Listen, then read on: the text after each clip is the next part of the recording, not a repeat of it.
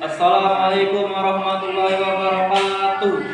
Kami dari kelompok 1 kelas 1B regular seri akan mempresentasikan makalah pengantar administrasi negara yang berjudul Permasalahan mengenai administrasi negara di Indonesia dan cara penyelesaiannya. Perkenalkan, nama saya Arya Putra Pratama. Perkenalkan, nama saya Daniel Nazar Panjaitan. Perkenalkan, nama saya Rahmat Fikri Ramadan. Perkenalkan, nama saya Triyono. Baiklah, di sini kami akan menjelaskan pendahuluan, latar belakang. Pelayanan kepada masyarakat sudah menjadi tujuan utama dalam penyelenggaraan administrasi publik. Di Indonesia, penyelenggaraan pelayanan publik menjadi isu kebijakan yang semakin strategis karena perbaikan pelayanan publik di negara ini cenderung berjalan di tempat. Sedangkan implikasinya sebagaimana diketahui sangat luas karena menyentuh seluruh ruang-ruang republik, baik dalam kehidupan ekonomi, sosial, politik, budaya, dan lain-lain. Dalam bidang ekonomi, buruknya pelayanan publik akan berimplikasi pada penurunan investasi yang dapat berakibat terhadap pemutusan hubungan kerja pada industri yang tidak terbukanya lapangan kerja baru yang juga akan berpengaruh terhadap meningkatnya angka pengangguran. Akibat lebih lanjut dari masalah ini adalah timbulnya kerawanan sosial. Perbaikan pelayanan publik akan bisa memperbaiki iklim investasi yang sangat diperlukan bangsa ini untuk dapat segera keluar dari krisis ekonomi yang berkepanjangan. Sayangnya, upaya menuju kepada perbaikan tersebut masih sebatas lip service. Dalam sebagai studi yang dilakukan terhadap pelayanan publik ini rupanya tidak berjalan linear dan transformasi yang dilakukan dalam berbagai sektor hingga pertumbuhan investasi malah bergerak ke arah negatif. Akibatnya, harapan pertumbuhan ekonomi yang diharapkan dapat menolong bangsa ini keluar dari berbagai krisis ekonomi belum terwujud sesuai yang berimplikasi dan terhadap kepercayaan masyarakat kepada pemerintah. Buruknya pelayanan publik selama ini menjadi salah satu variabel penting yang mendorong munculnya krisis kepercayaan masyarakat kepada pemerintah. Krisis kepercayaan tersebut secara elektorasi dalam bentuk protes dan demokrasi yang cenderung tidak sehat. Hal itu menunjukkan frustasi publik terhadap pemerintahnya. Rumusan masalahnya: 1. Pengertian dari konsep administrasi negara. 2. Masalah administrasi negara di Indonesia. 3. Pilihan perspektif administrasi dalam mengatasi masalah administrasi negara. Tujuannya: mengetahui pengertian dari konteks administrasi negara. 2. Mengetahui masalah-masalah administrasi negara di Indonesia dan mengetahui cara mengatasi masalahnya. Pembahasan: A. Pengertian dalam konteks administrasi negara. Pelaksanaan pelayanan publik pada prinsipnya ditujukan kepada manusia.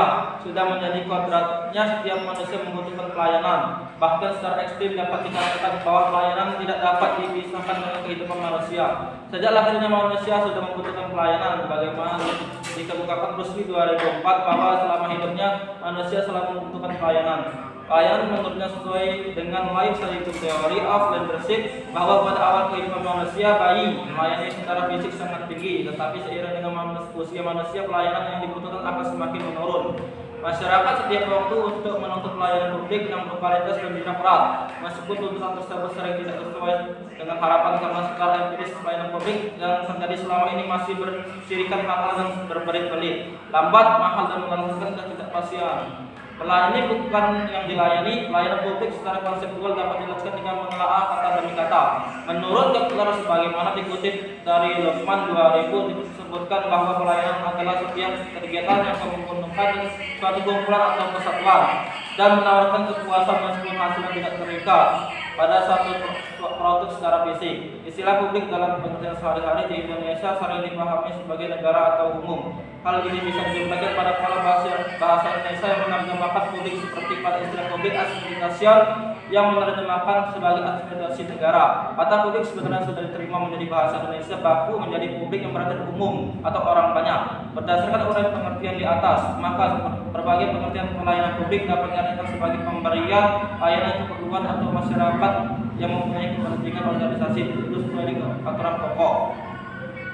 Dalam Kemenpan nomor 63 garing 4/7/2013 diberikan pengertian publik sebagai segala kegiatan pelayanan yang dilaksanakan oleh penyelenggara pelayanan publik sebagai utama pemenuhan kebutuhan penerima pelayanan maupun pelaksanaan ketentuan peraturan perundang-undangan.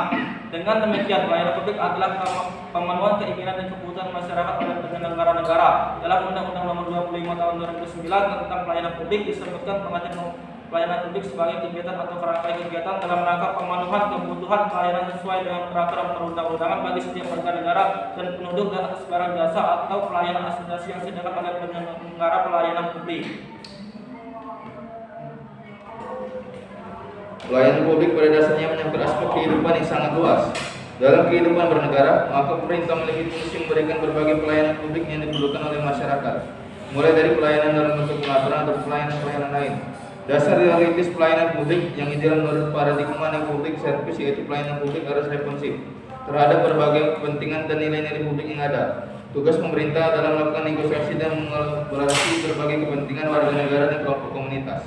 Pandangan tersebut mengandung makna, karakter, dan nilai yang terkandung dalam pelayanan publik tersebut harus berisi preferensi nilai-nilai yang ada dalam masyarakat. Karena masyarakat bersifat dinamis, maka karakter pelayanan publik juga harus selalu berubah mengikuti perkembangan masyarakat. Selain itu, pelayanan publik model baru ini harus bersifat non-diskriminatif, sebagaimana dimaksud oleh dasar teoritis yang digunakan, yaitu teori demokratis yang menjamin adanya persamaan warga negara tanpa membeda-bedakan asal-usul, sukuan, ras, etnik, agama, dan latar belakang kepartaian. B. Masalah-masalah administrasi negara di Indonesia. Terlepas dari berbagai teori, pendekatan paradigma berkaitan dengan pelayanan publik yang senantiasa berubah untuk menyesuaikan diri dengan dinamika perkembangan kebutuhan masyarakat yang terdapat di negara-negara maju atau pada belahan dunia lainnya, dan dilaksanakan oleh pemerintah di Indonesia pada masa Orde Baru. Misalnya, pelayanan publik ditandai oleh dominasi negara pada berbagai elemen kehidupan bangsa, sehingga pada masa ini dikenal sebagai paradigma negara kuat atau negara otonom, di mana kekuatan sesuai politik termasuk kekuatan pasar kecil pengaruhnya dalam kebijakan publik. Membandingkan upaya-upaya yang telah ditempuh oleh pemerintah dengan kondisi pelayanan publik yang dituntut dalam era desentralisasi, tampaknya upaya pemerintah tersebut masih belum banyak memberikan kontribusi bagi perbaikan kualitas pelayanan publik itu sendiri.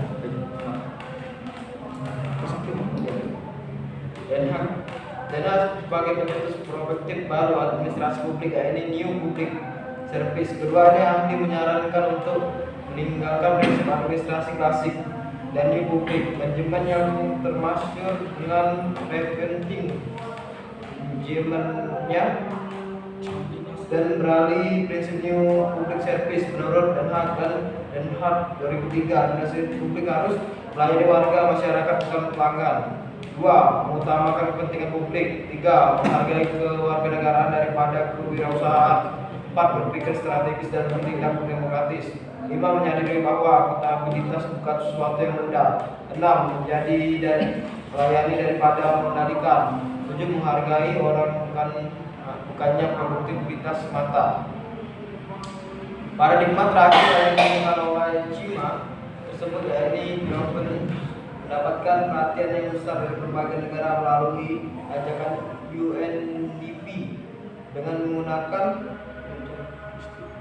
good governance. Adapun paradigmatis good government dari UNDP meliputi 1. Partisipan, yaitu bahwa semua orang harus diberikan kesempatan yang sama untuk mengemukakan pendapat dalam mengambil keputusan, baik langsung atau melalui perantara institusi yang mewakili kepentingannya. 2. Rule of law, yaitu bahwa aturan hukum harus adil dan ditegakkan tanpa pandang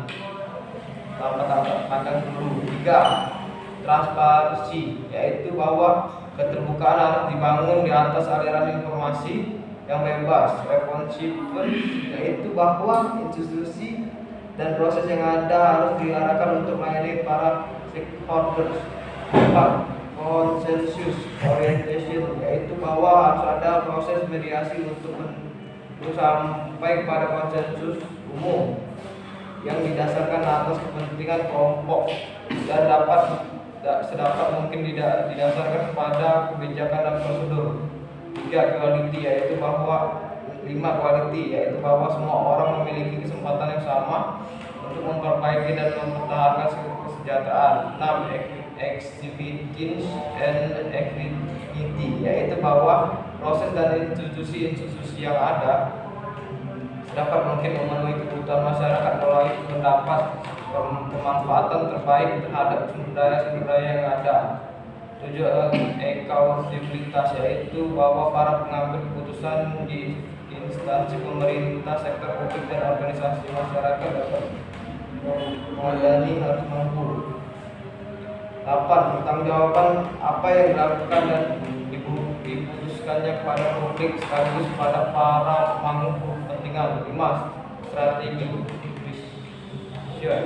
vision, yaitu bahwa para pemimpin dan masyarakat publik harus memiliki perspektif yang luas dan jangka panjang terhadap pembangunan manusia dan memperhatikan latar belakang sejarah dari kompleksitas sosial budaya. Instalasi dari prinsip NPS tersebut adalah bagaimana administrator publik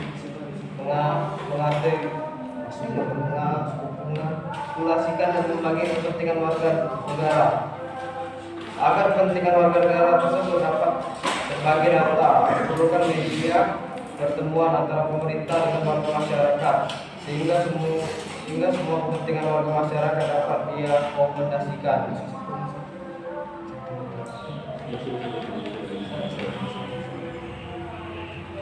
Ada beberapa model pelayanan publik yang dapat digunakan untuk mengatasi masalah pelayanan publik di Indonesia. Di antaranya adalah 1. Model Citizen Charter. Model ini berasal dari ide Osborne dan Plastrik pada tahun 1997. Dalam model ini terdapat standar pelayanan publik yang ditetapkan berdasarkan masukan warga masyarakat dan aparat pemerintah berjanji untuk memenuhinya dan melaksanakannya. Model ini merupakan pendekatan dalam pelayanan publik yang memposisikan kepentingan pengguna layanan harus menjadi pertimbangan utama proses pelayanan. 2. Model KYC, Know Your Customers. Model ini dikembangkan dalam dunia perbankan yang dapat diadaptasi ke dalam konteks pelayanan publik dalam organisasi pemerintah. Mekanisme kerja dalam model ini yaitu berupaya mengenali terlebih dahulu kebutuhan dan kepentingan pelanggan sebelum memutuskan jenis pelayanan yang akan diberikan. Untuk mengetahui keinginan, kebutuhan, dan kepentingan pengguna layanan, maka birokrasi pelayanan publik harus mendekatkan diri dengan masyarakat. 3. Jika menggunakan metode survei, maka seperangkat daftar pertanyaan harus disusun untuk mengidentifikasi keinginan, kebutuhan, dan aspirasi masyarakat terhadap pelayanan yang diinginkan. Dalam model KYC ini, birokrasi pemerintah harus mengetahui siapa yang menjadi pelanggannya. Oleh sebab itu, setiap unit birokrasi pemerintah harus mampu mendefinisikan pelanggannya atau pengguna jasa mereka, sehingga untuk selanjutnya mereka dapat mengorientasikan pelayanan kepada kebutuhan masyarakat pengguna jasa tersebut. 4. Model M-Government. Kemajuan teknologi di bidang informasi dan komunikasi berpengaruh secara langsung maupun tidak langsung terhadap kinerja birokrasi pemerintah, terutama dari segi pelayanan warga masyarakat. M-Government sebenarnya diadaptasi dari Electronic Government, yakni salah satu cara untuk menjalankan fungsi pemerintah dengan memanfaatkan sebagai perangkat teknologi informasi dan komunikasi. Menurut Kuscu dan Kuscu bahwa penggunaan government setidaknya mampu mengubah pola interaksi antara pemerintah dengan masyarakat. Pelayanan yang semula berorientasi pada antrian di depan meja pegawai tergantung pada jam kerja serta person pegawai yang menangani suatu pelayanan tertentu berubah menjadi layanan online yang dapat diakses website pemerintah melalui komputer yang terhubung ke internet selama 24 jam sehari. Antara masyarakat dengan pemerintah, kebutuhan masyarakat dimasukkan ke dalam sistem yang terintegrasi, sehingga dapat diketahui oleh pimpinan instansi melalui fasilitas SMS DAB, yaitu fasilitas yang dapat digunakan untuk mengirim dan menerima pesan-pesan pendek. Ada beberapa bentuk dari penggunaan teknologi ini di pemerintah, antara lain: A. Pemerintah ke masyarakat. Dalam hal ini pemerintah dapat memberikan informasi kepada warganya melalui SMS. B. Masyarakat ke pemerintah. Keluhan dan saran masyarakat dapat dikirimkan ke pemerintah melalui SMS. Menurut Lalana dan Zalesak, untuk poin A dan B di atas disebut M communication. C. Pemerintah ke pegawai negeri sipil. Pemerintah dapat memberikan pengumuman kepada PNS melalui SMS sehingga informasi dapat lebih cepat diterima dan akhirnya pelayanan kepada masyarakat dapat lebih cepat.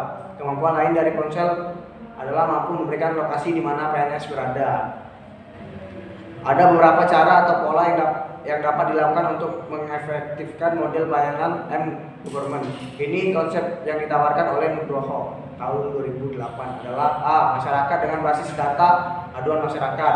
B. Basis data aduan masyarakat dengan pemerintah daerah. C. Basis data aduan masyarakat dengan DPRD. D. Sistem aduan masyarakat dengan Muspida. E. Sistem internal Pemda via SMS. D. Kesimpulan, perspektif New Public Service and Government dianggap paling tepat untuk kondisi sekarang dalam mengatasi masalah-masalah pelayanan publik di Indonesia. Hal itu didukung oleh situasi politik yang lebih demokratis dan keterbukaan pemerintah, dan untuk efektifnya implementasi perspektif tersebut dapat diterapkan dengan menggunakan beberapa model seperti model Citizen Charter, model KIC, Know Your Customer, dan model M-Government. Dengan adanya model-model tersebut di atas diharapkan kendala-kendala yang selama ini menghambat efektivitas pelaksanaan publik dapat diatasi sehingga pelaksanaan pelayanan publik dapat ditingkatkan efektivitasnya. Sekalipun demikian, kesemuanya kembali pada persen pelaksanaan tersebut, yakni aparat pemerintah dan juga partisipasi masyarakat. Demikianlah presentasi dari kami. Saya akhiri wabillahi taufiq wal hidayah. Wassalamualaikum warahmatullahi wabarakatuh.